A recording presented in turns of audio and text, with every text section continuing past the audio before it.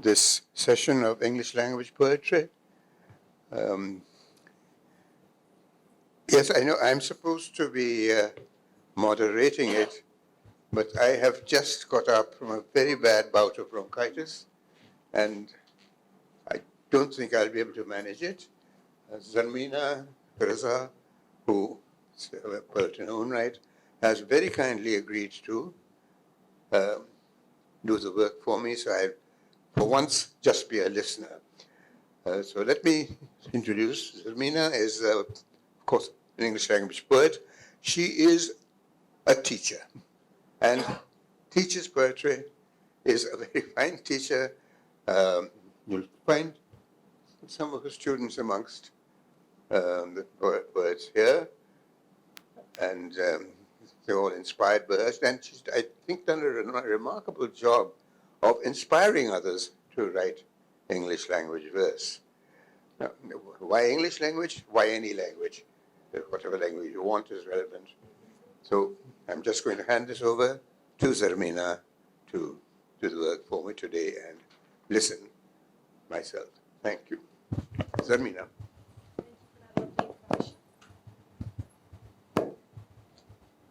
Okay. Thank you for that lovely introduction, Salman. It's a pleasure to be here, and it's an honor to be hosting it. Today's session is titled By Swaying Palms and the Mangrove Creek, Poetry in English. So this program is for poetry lovers, and as you can see, we have very young poets, as well as some not so young poets on stage. And we will begin with, alphabetically, with Frida Faizullah, who is an educationist and an English language poet, and is currently a faculty member of the English literature at Khan University. She takes a keen interest in poetry, and as a student and as a young poet, she is used to participate in poetry circles called Mixed Voices. Yes. So, yeah? Yes, please go ahead. Can everybody hear me? Yes. So my first poem, called Recording, was inspired by an incident of honor killing which happened in 2012, and I just could not forget it. And so when another incident happened, I wrote this poem. So hence recording. So, to belong is to be owned, not own. How else do I belong to the geo-engineered square of land where it is sin to love and honor to kill? I once was asked a word for cheers in my language, and I fumbled for one. What if I came up with none? It was just a pause in the flow of a ritual. I had shed tears for the girls who were killed for tapping to a song as if I was their mother, the motherland. I had cried for the boy who stood up for life and died as he was their brother in blood. Justice delayed is justice denied. Justice denied is injustice codified. Thou etched like commandments on tablets. Thou shalt not think, thou shalt not speak, thou shalt not perceive a moment of joy. Belonging is being owned, not owning. How else do I, the girls, the boy, the others are all packed in one boat floundering through ocean of history, past, present, future, tumbled into a single time zone, time in progress, history in making. Thank you. So my next poem doesn't have a title, but it's kind of a reflection on history. Finite weaves of infinite threads, unraveled, disentangleable.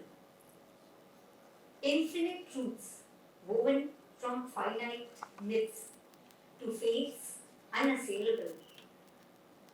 Floats of heads, severed, spear raised, bodies mangled, unembraceable. Pass, watched, unflinchable. Lessons so obvious, so easy to learn, so hard, so unattemptable. Thank you. Thank you. Those very powerful poems. Um, you're inspired by actual events. Um, are there incidences? Do you meet people that also inspire you to write poetry, or they're just historical events and things that are happening currently? I'm sorry, that was. Yeah. Yes, I'm so sorry. I didn't realize. Just okay. So you were saying, do people inspire me Yes. as well? Yeah. Oh, yes, they do. Usually, it's larger incidents, historical, but it's also very small, personal happenings that inspire me. So, for example, I have written some poems which I was inspired to write by the loss, and the grief for people, I miss who passed away. So there are those kind of things as well. Yes, thank you. Would you have any words of wisdom for younger poets? Oh, I would just say read a lot, and find your own voice. You will eventually find it, but be yourself. Be yourself. Don't copy. Thank you. Next, we have Minaa Shahzad, who is a young poet. She's a student, and she writes short stories as well as poetry. Assalamu alaikum, everyone.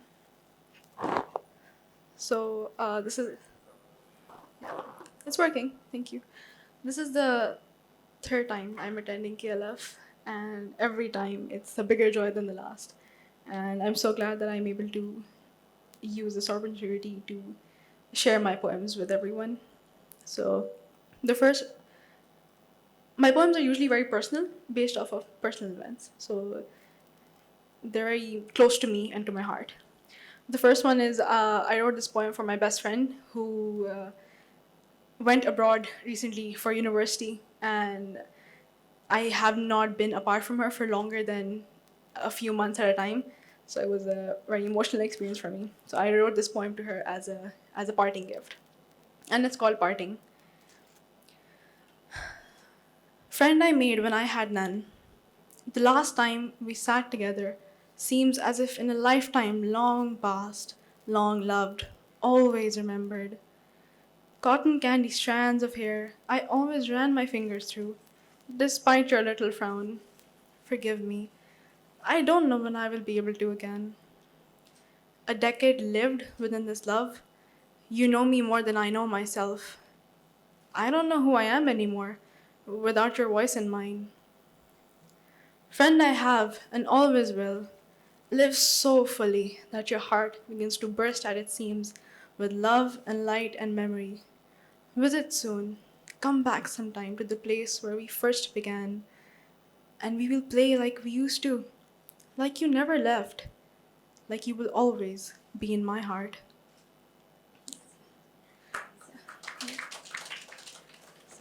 I miss her a lot, as you can tell. The second one I wrote in January last year, after my grandfather passed away after almost a 10, no, not even 10, 15, almost 15-year battle with dementia. So be prepared. It doesn't have a title. I couldn't think of one that fit this poem. I remember the way you were when I was just 5, like it all happened yesterday. Safe, warm arms in which I played, cried, laughed, and grew up in. I lost you a long time ago. I don't know who I lost today. Where did you go all those years ago? Why did you leave? A shell? A husk? Was that really you? He took you to the balcony and sat you down in the warmth of the winter sun, carefully peeled you an orange, picked it apart, bit by bit, and fed it to you like you had once fed him. And there you took your last breath. Something poetic about the way you left, surrounded by love, even after all these years, the same kind of love. And I could do nothing except write a poem of it.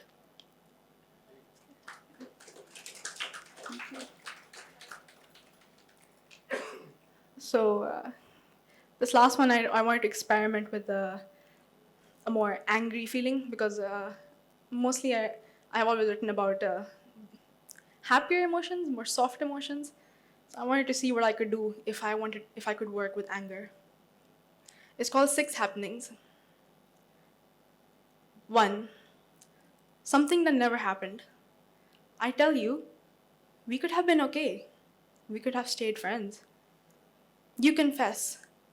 You were never good at keeping your friends anyway. 2. Something that actually happened. I cut a razor-sharp hand across your face, a face I once loved. You laugh at me mockingly. You pretend it never happened. 3. Something that could happen. The body regenerates itself every 7 years. Someday, I won't be the same person that was touched by you, soiled by you. 4. Something that may never happen. I stopped loving you completely, loving the illusion that existed before you shattered it irreparably. 5. Something that I wish would happen. You kneel and ask for forgiveness. I am the only God you dare to believe in. My altar is cold. I will not forget your sins. 6. Something I wish never happened. Our paths meeting, the wounds we inflicted on each other scarring, your hands touching mine, you holding my heart, you tearing it to pieces. So, lots of anger in that one, definitely. Thank you. Yeah. So, that's about it. Mhm. Our next poet is Moeen Faruqi, who is a poet as well as an artist. And he's exhibited work in Canada, Italy, Singapore. And he's written poetry that's been included in anthologies such as The Dragonfly and the Sun and The Poetry of Men's Lives. And his poems have also appeared in Aleph, Verse, Orbis, etc. Thank you. You Okay, thank you. Yeah, so there was a show, art exhibition, Salman, at Koel, where different artists put in work about the current crisis or war in Gaza. So I also put in something, and everybody had different artworks. This, along with that, I wrote this. So let's see. It's called 10,000 Angels. You ask them to sing, their voices, sweet and alive, answer with songs, clear and melodious amid the growl and roar of bombs. Angels everywhere in blackened skies, hovering like drones over collapsed concrete. Looking down on fresh, hot craters, the smell of phosphorus and reddened smoke. Gaping pits where once swings and slides squealed with joy. Puddles and ponds at rainfall, now caked and dried like futile tears. Yet the voices imagined sing with child voices a chorus full of life. I am alive, I am alive. 10,000 little tongues singing, sailing in from the cool sea air, come to rescue us from grief. I am alive. I wish sometimes in English verse we had the tradition with Urdu verse has of displaying one's appreciation immediately with a va. Ah. Whatever doing that was ये पहले मैंने नहीं पढ़ी है this. हाँ ये तो अभी लिखी थी थैंक यू शुक्रिया thank you and one is just older work about a memory or memories. It's called Soliloquy. Unraveling in autumn wind, Amma's stories fall like leaves. Letters she never mailed, faded in a red trunk. We pieced her lives together, a sepia collage of smiling faces and ancient conversations. A once upon a time story never told. Unborn, it circulates between our ears. Her loves, her unfinished dreams, and the long lost in her family who murmur still from crevices in walls. Beneath the grass in the garden, we buried the pot she brought with her. It carried all her journeys, the sense of migration. Her dolls and dishes of childhood, her stars, resplendent in a personal sky, cold and unfeeling on a winter night. That's it, and I think that's it, yeah. I'll do one more. This is just kind of like an abstract word paintings, I call them. April meeting. The terror of a radiant face, so ordinary, it's beautiful. It creates and which with each moment reignites. And a body golden and bare, lustrous in imperfection. Let us embrace by the lamp's glow and drink the light ourselves. Burning with the tongue's unusual language, we are devoid of sleep tonight. Come, we have conquered night. We have made darkness as white as our own lids, closing and opening lips as if drowning. Bronze legs, silver hair like melted snow, arms clasping the one who lives and moves and gives life. Thank you. That imagery is so powerful. Thank you. Our next poet is Moosa Gardezi, who's a student at KGS, and he's very, very articulate, and he is actually both a writer in Urdu as well as English. Today he will be sharing his English work. This was not a poem that I was planning on reading today, but Mr. Faruqi's poem reminded me of this. And can you hear me? Hello. Hello. I don't think it's good.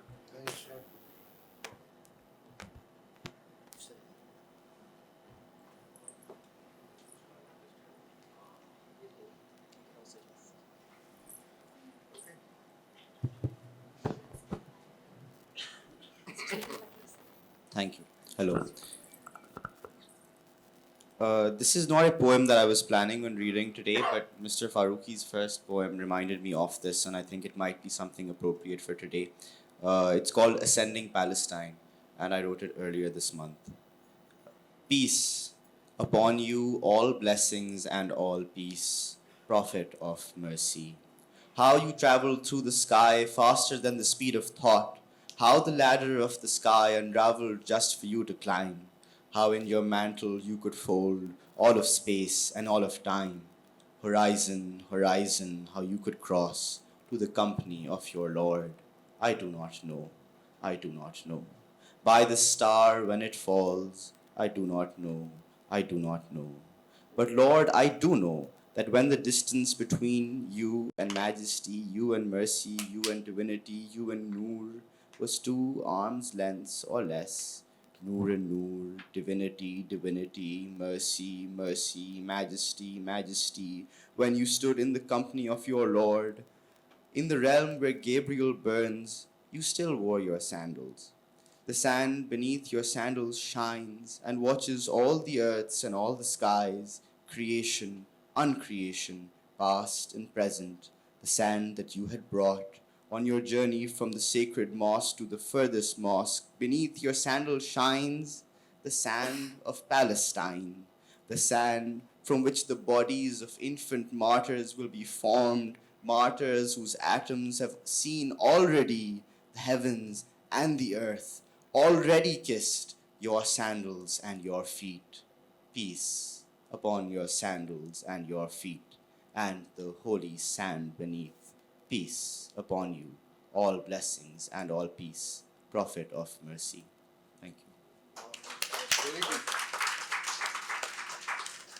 This is a different poem. It's called Battle Cries and Lullabies. I close my hand into a fist. Now I am a man. The thorns within make it bleed. Now I am a woman. I drop my hand and roses bloom. Now I am the son of God. Lord, I am the son of man, the son of burning battlefields. I am the son of severed heads that on the tips of cruel spears called out the name of God. But I am my mother's son. Louder than the battle cries are my mother's lullabies. In my curling hair are rosaries that hold all the holy books. I hear lionesses roar in cages dark and cold. I am the son of hidden pearls, the rising winter moon. Between the battlefield and burning camps I stand, calling for my father in the skies, searching for my mother's hand. And if I could just read one more. Through vagrant ways I renegade, alone, awake, afraid, tugging at the heartstring tied to which is the balloon that is the moon. Alone I wander without cause, like a child's silent serenade.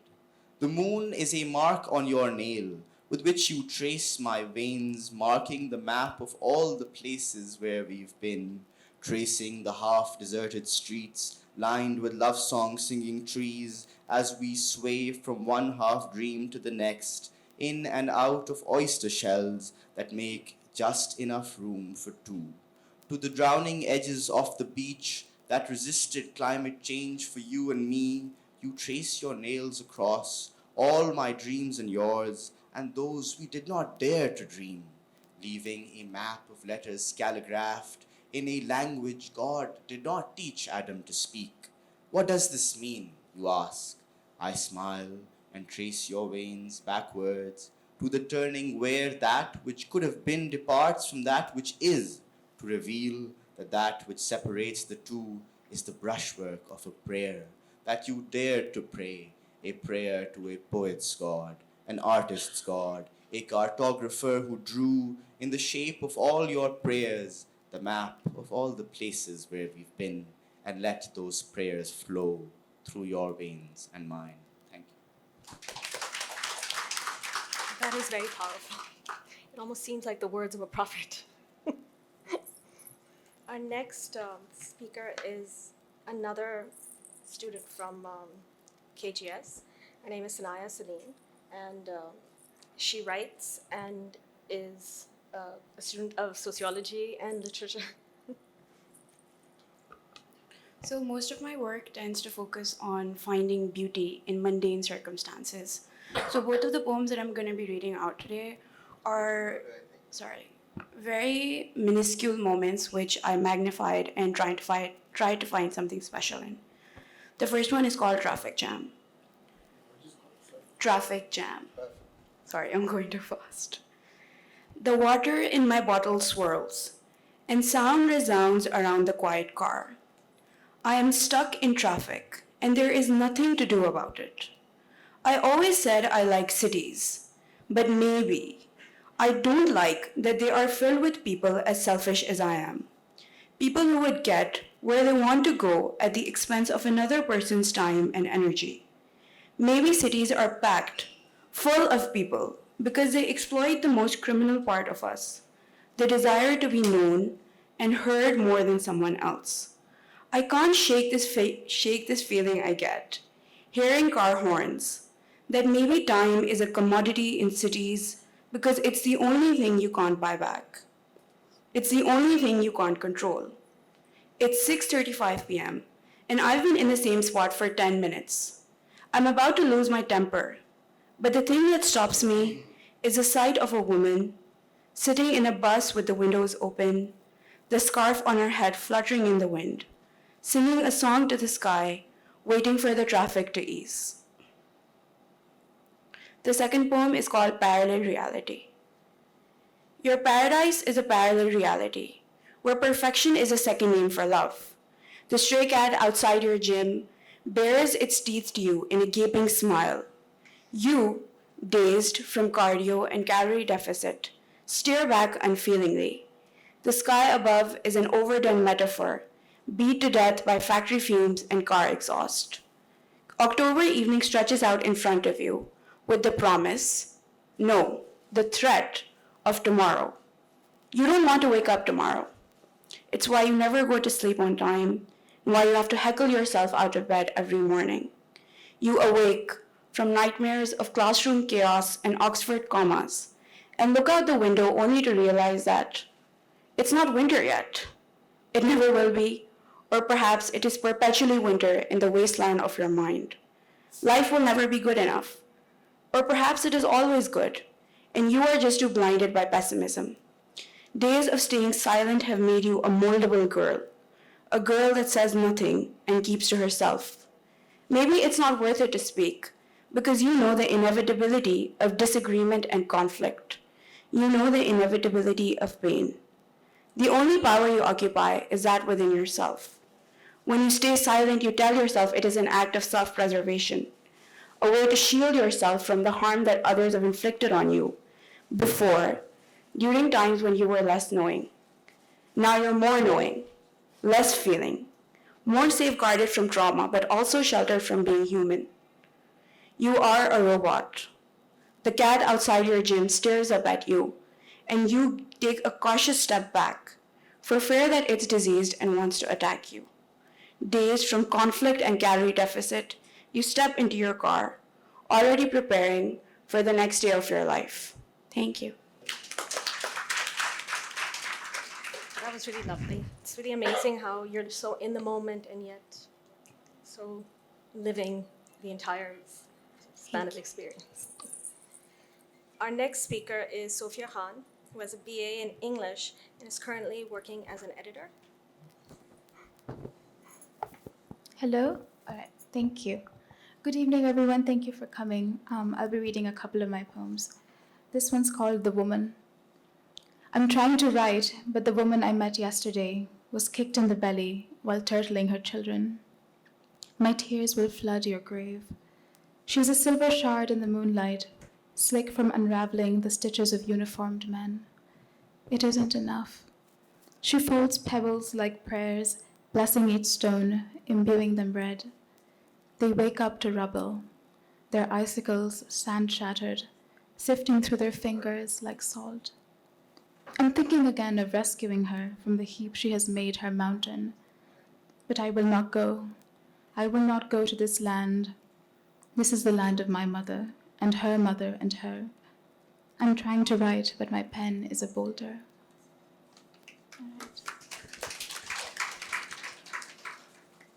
All right, this one's titled First Bath. Her fingers glide over my skin like caterpillars. No ridges, no bumps. I feel her wedding band imprint me, ruby indents on my neck. She whispers as hand-cupped water cools my skull. Skin soft and stretched, not yet opaque. still cocooned in quilts. I reach for her crimson threads. She lets me clasp them in her fist for safekeeping. A ripple, crinkled eyelids, crescent chin, the same knotted fingers, hereditary traits like the flower needling her nose, the black gold tether dangling from my newborn eyes to long for, to inherit. No place to call home in the plush valleys vacuum dry, haunted by the chrysalises of our oldest mothers.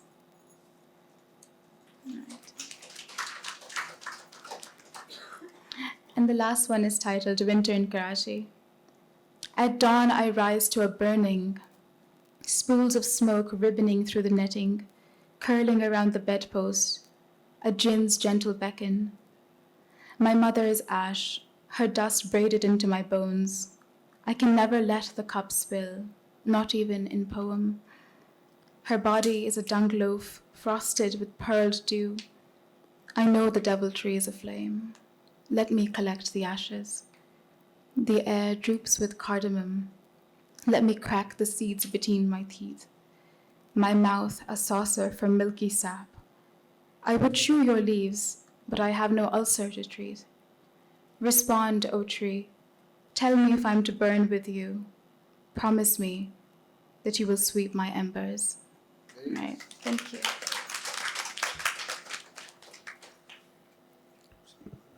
Yes. Salman, would you like to share yours? Yes.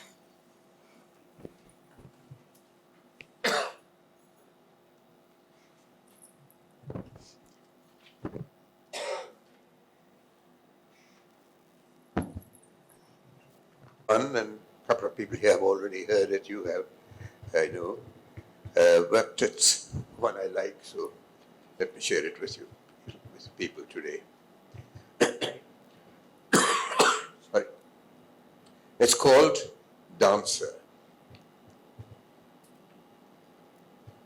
With a rustle of clothing and a tentative initial tinkling of ankle bells, the dancer steps out onto the rooftop. There is a sweeping flourish of backward curving fingers. Her foot arches forward, toes press down on cold concrete. Her heel descends. Ta, tick-a-ta. She pirouettes. Her hands are swans floating above her head.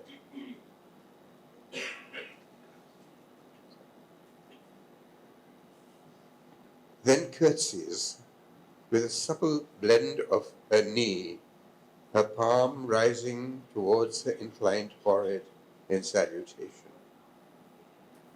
She dances alone. Her audience, the blank windows of buildings around, and a moon that is just past the full.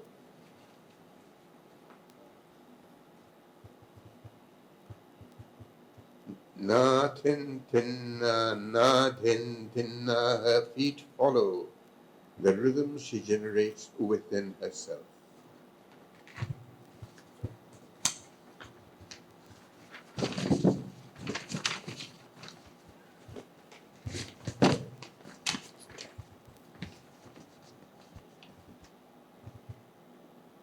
Converting a turn into a series of, converting a turn into a series of small leaps. She is off across the rooftop between the TV antennae and heaps of broken bric-a-brac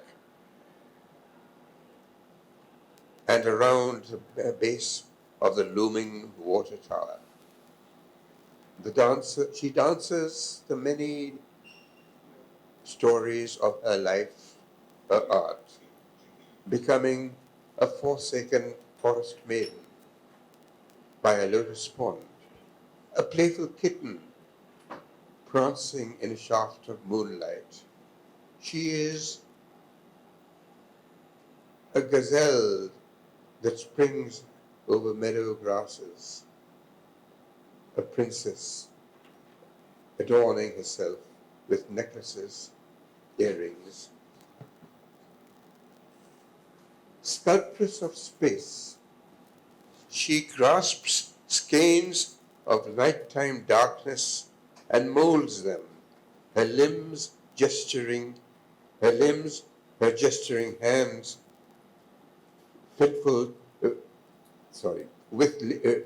her limbs and gesturing hands shaping fitful, changing forms. She pirouettes again, spins, keeps spinning.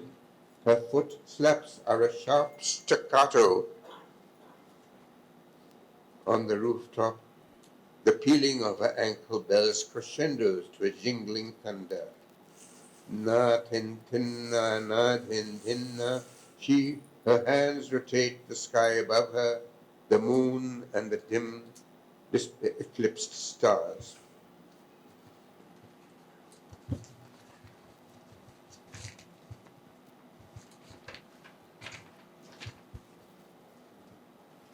She is the pivot, spinning a planet beneath her feet. Na tin tinna, na tin tikatai, ta tikatai, spinning.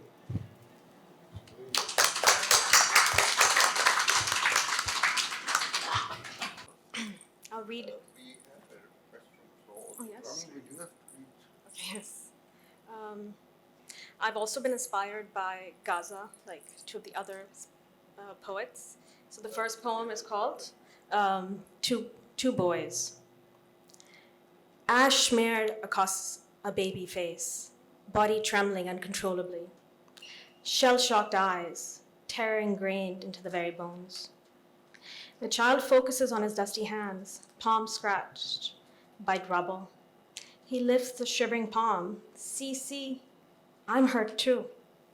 His brother, head wrapped in white gauze, face sooted, gouged with rubble, blood, tears, ash, pats him on the knee in loco parentis. There is no cut, no pan to a crying child. Crying mother, a strong father. It's enough to be alive. It's enough to be alive.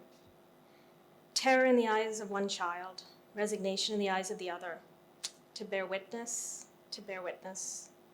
all through the eyes of a camera. And the second one is called A Discovery of Bubbles, that's been inspired by my niece. There's this video of hers where she's surrounded by, when she was 18 months, lots of bubbles. Imagine this, you're 18 months again. Joy is floating down to you, round, wobbly bubbles, rainbow-hued. Bubbles, laughter, smiles blown your way. You giggle. Baba blows more bubbles just for you. Mama laughs, claps, just for you. Look at Mama, look at Baba. You raise starfish hands to catch joy between your palms. It pops, it tickles, you giggle. Look, there's another one to catch. You reach in front of you, you miss. You wave your arms, trying to catch many, missing some, colliding with others, catching a few. Some lost, all burst. You lean back, almost tumble, but catch yourself in time. Tears tremble on lashes, you look up. The sky is iridescently bubbled, bubbling incandescently, bubbles rain down on you. Another one, another one, another one. You giggle. Bubbles dribble the air, float towards you. The bubbles orbit you, surround you until the world is just bubbles, bubbles, bubbles. You giggle. You want them, you touch them, you try to eat them, you lift your mouth, you open your lips, you bite one, it pops, it tickles. You hear gentle laughter, you giggle. You try to eat another, it pops, it tickles. There, another one, and another. You lift starfish hands to hold it near. Joy bursts, it tickles, you giggle. Thank you. And we have someone else who'd like to share theirs? Yes. Yeah, sure. And what is your name? Would you like to introduce yourself?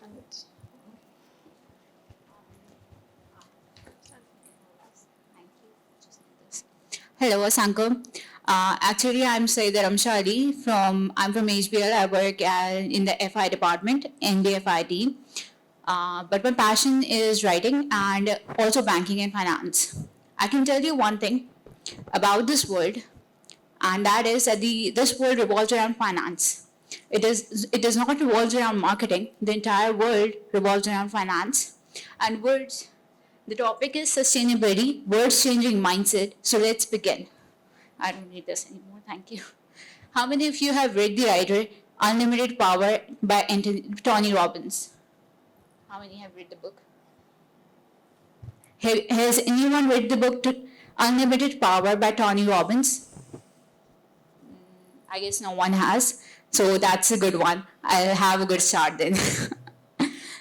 Okay, so what comes to your mind when you read the word sustainability? Meaning anyone who would, what is sustainability? What does it mean? What's your opinion about it? Long lasting. Long lasting.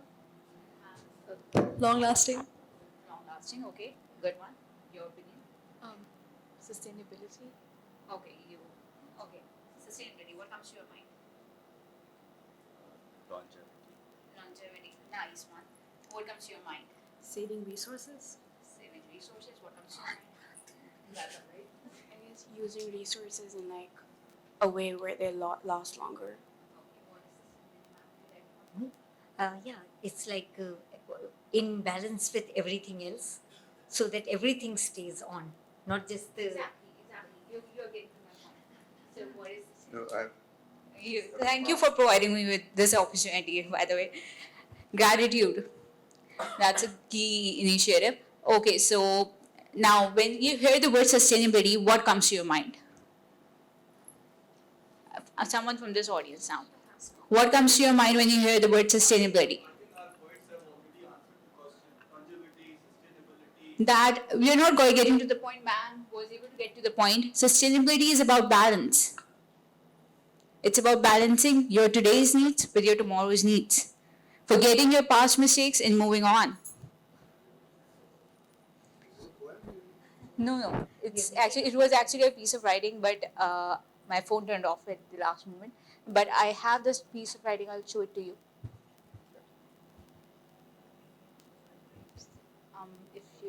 It's off. Okay. It's a poem. It's a poem. I can do poems as well, but I want to do a speech because it's a literature festival. It's a poetry section. Achha. So if you'd like to share one, that'd be great. Otherwise, I can write a poetry as well. I can do poetry as well. do you need some? I'll go ahead. जिसके अंदर अकेले चलने का हौसला होता है एक दिन उसके पीछे काफिला होता है. Thank you. Thank you. I have more poems if you would like to give me an opportunity.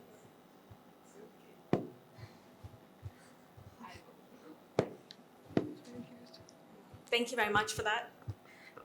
I think this is the first time we've actually had some time to actually talk about poetry afterwards. So I think we'll open the floor to questions in about a few minutes. But so we've talked about inspiration. But I wanted to ask all of you, how difficult is it to edit your work? Do you guys find it easy, or is it something that comes naturally? Do you guys have a reader who is your editor? Anyone like to go ahead? Yes. I don't edit. You don't edit? I don't edit. I get it out and then it's done. And then I send it to you. Okay. What about you, Sophia? Hello? Okay, it is on. I think for me, revisiting it helps. I'll just write something and then look at it perhaps in a month or even a week usually helps. And I find that if I approach something in the morning before doing anything with a clear mind, it usually does end up working in my favor. I end up making better edits. And yeah, thank you. Would anyone else like to answer that? Frida or Sanaya? Do you edit your Yes. work? I do. May I say? Yes, please do. Okay. So yeah, I actually write something. It's raw and it just stays, and after a long time I go back to it again, revisit it and chisel it and keep chiseling it. And I think some poets say you abandon a poem, you never finish it. So it's like that final version is also not the very satisfactory version. That's so true. Sometimes you are at it over and over again, and I think it's difficult for some people to just let go of it and say, okay, it's out in the world. Yeah, and it helps if you have others who appreciate poetry and who also comment. So Yes. And but when you're listening to other people, where do you stop listening to them and letting your own voice sort of speak through? Because a lot of people, we all know a lot of people have opinions. So when do you take the opinion and when do you listen to yourself? Sanaya, Moeen? I don't often share my work with others, so it's pretty much just my own voice and my own thoughts. Would you like to say something? Yeah, of course, I agree with Frida. You have to keep working at it, chiseling it, get rid of the extra words. There's so many, and of course, you keep chiseling at it. That's a good word. So yeah, I mean, and that's also a good thing. You come back to it after a while, a week or so, and sure enough, you will find something or the other, of course. Okay. And does the space on that paper make a difference to you? Like where you present it? What you say? You know, when you're writing it, does the space matter? Like where you place the words, or is it just? My mic isn't working, so. Hello. The space, obviously, poetry, ever since you've had poetry as a written form that you can see, if you are not using the space of the page, you are essentially not using an entire art form that you could use.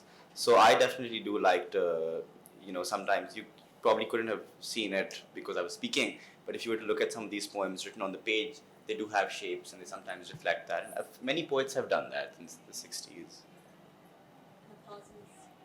Of course, I mean, essentially poetry and any language is spoken and it's based off the sounds, right? But ever since things are being written, I do think that the audio aspect of it is the primary aspect, but the visuals can add to it.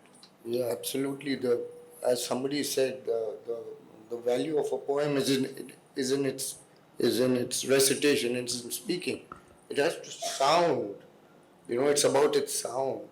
It's not the heavy words you use or the shape. It's about the sound of it, the music of it. Which, of course, I agree with you, but that, of course, brings to something I often say that is poetry related to prose or is it related to music? Good question. It's something Which is the true cousin of poetry?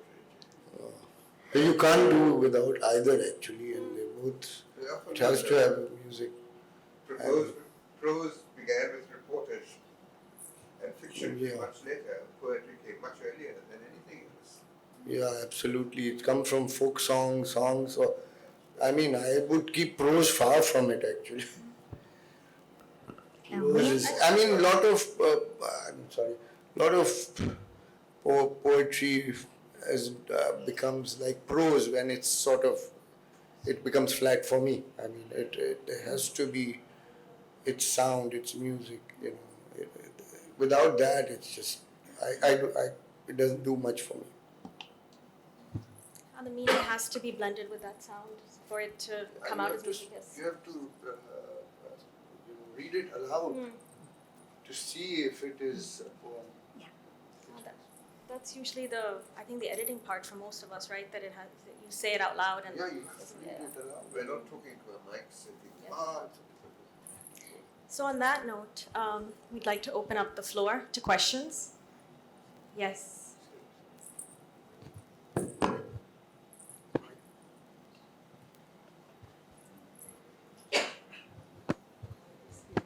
So there's one question. Hello.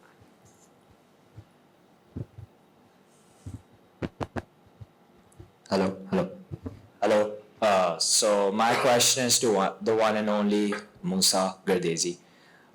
So what inspires you, or who inspires you to write your poetry, specifically the third one, which was about the veins? Yeah, thank you. So, I think the poem or any piece of art in itself should be able to speak for itself. And if I were to tell you something, answer a specific question like that, I'd be infringing on your right as the reader or the listener to interpret it in whatever way you find most appropriate. So I think the writer should not be asked what the poem means, the reader should be asked that. So maybe you can answer that for me later. Thank you. This reminds me of a quote I read once. Something about it's not working. Something along the lines of it was related to a book that once the book is published and it gets out into the world, it's not yours anymore. It's for the person who reads it. So in the same way, it's like you're giving that part away now. It's not yours anymore.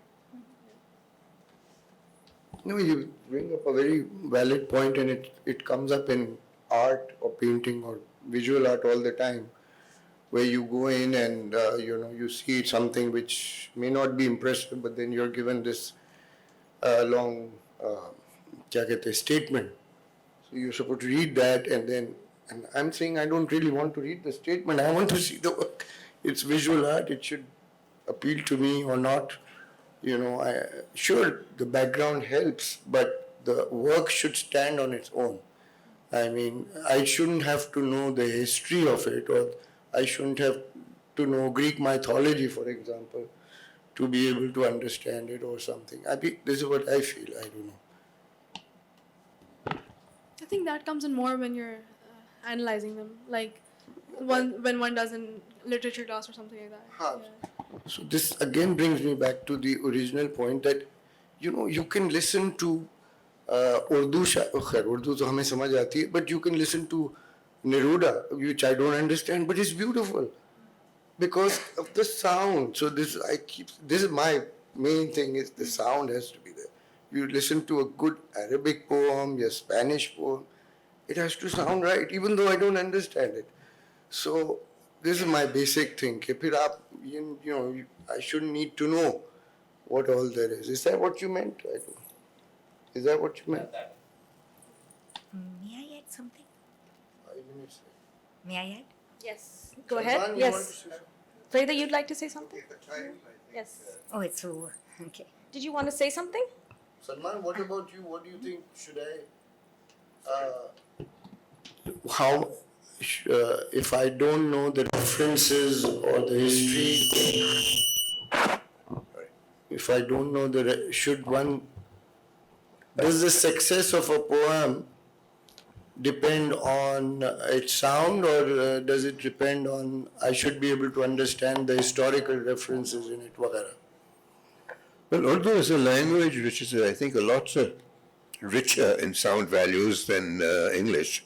There's no doubt about that. But to me, the great advantage of English, which I expressed this morning in another session, is its colossal vocabulary and its flexibility. You can, let's say you want a meaning, a particular shade of meaning, which has a particular sound to it. Yes, the possibilities are there in English because there's so many options of every word. Fast, rapid, quick, speedy. Choose the one that meets your mood, your color, whatever pace, meter, you'll be here.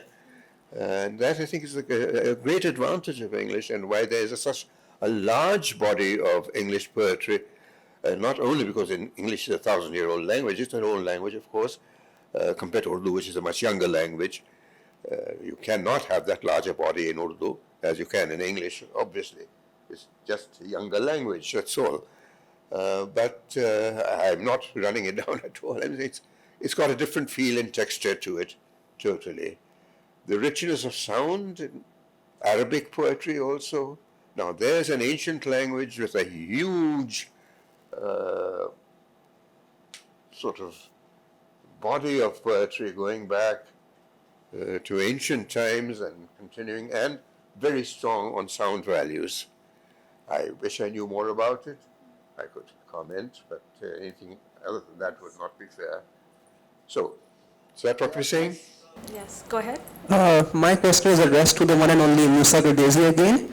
But my question is that do you think that the more emotive the poem is, the better the poem is? The more? The more What? Immortal. emotive. Emotive, okay. You have some really dedicated friends. I don't know why it's just for me, but again, I think many different types of poems can be good poems. I'm not the most qualified person on this panel to answer this question, which is why I'm a bit embarrassed answering it. But I do think an emotive poem can be very good, and a very rational, logical poem can also be a good poem. A historical poem can also be a good poem. So any effort to define what a good poem is would only limit the scope of poetry. I think I'd just like to add that I think what he'd said earlier as well, that it's up to the reader. So if emotions move you, then that is the poetry that you will love. If it's the ideas, then those are the poems that you're going to seek. Anyone else? Any last questions before we end the session? Yes, go ahead. My question is for the seasoned poets. So Yes, listening to last the younger poets today, it made you feel, and then listening to dance and recalling, it made you live, kind of. So I just want your opinion on the poetry done by the younger people. Like, is it a more generational thing? Like, I felt it more relatable immediately, kind of. And then I feel the other side, the poetry was more impactful if you think about it for a while. So do you see a bit of your past selves in these poets, or is it a generational thing and now it's going to be a different style moving forward? I saw a great variety of poems here. I can't generalize, In case they were all very different and they were all good in their own way. So I couldn't generalize like that. Anything you want to say about the younger poets' work? It's such a. I don't have any of. Can you hear me? Hello, yeah. What are we saying? Poetry is very. What is a poem? No, first of all, what is a poem? Poem, is this a poem? It's a poem because I say it's a poem. And you hear it, and if you don't think it's a poem, okay. It's not a poem for you, it may be for someone else. This is what I'm trying to say. There is an element, there must always be the magic of subjectivity in all art. I don't think we can be very objective about it. There was that about which art is immortal. Is Shakespeare immortal? A lot of people can't stand Shakespeare. If they'd admit it to themselves. But, of course, I'm not saying Shakespeare is not immortal. Of course, it's very much so. But, yes, ask some people, there it is. So it's all what is it for you. And the skill of the poet, the art of the poet, is the creation of an object in words which he places before you and works for you and communicates with you. It's a poem. If it doesn't, at least for you, it's not a poem. Okay? All right. Thank you very much. Thank you for the panel. I think I also have to thank everyone now. Thank Yes. you, Zarmina particularly. Thank you, Moeen. Thank you, Minaa. Thank you, Sophia. Thank you, Moosa. Thank you for coming. Thank you, Yes. Frida. Thank you. Thank you, everybody who was here. And those of us who want to get on to the finale of the festival can now do so. Thank you.